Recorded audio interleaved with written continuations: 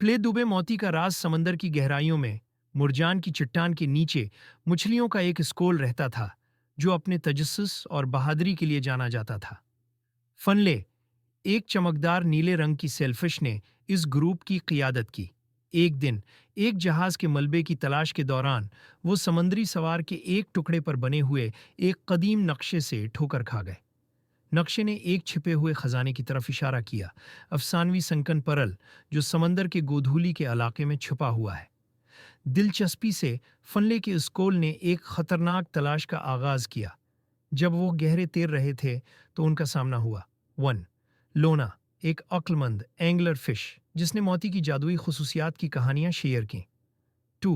Christie, एक बदमिजाज लेकिन प्यारा कीकड़ा जिसने खफिया इशारे पेश किए। 3. डेल्फी, एक सूफियाना समंदरी कछुआ जिसने मोती का मकाम जाहिर किया।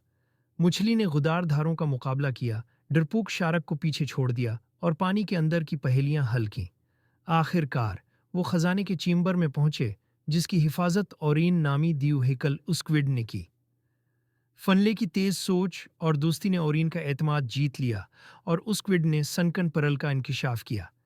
चमकदार और चमकदार मोती ने अंधेरे को रोशन किया, पर निगाह डाली फनले ने महसूस किया कि उसकी असल कीमत उसकी खूबसूरती में नहीं बल्कि उसकी ताकत में है।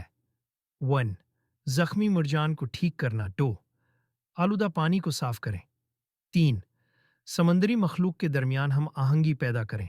फनले के स्कोल ने समंदर के तवाजुन को यकीनी बनाते हुए मोती को इसकी सही जगह पर वापस कर दिया। इस दिन से आगे उन्होंने समंदर और उसके राजों की हिफाजत की, गहरे के मुहाफिज का खिताब हासिल किया। Please like and subscribe my channel and hit the bell icon. Thank you for watching.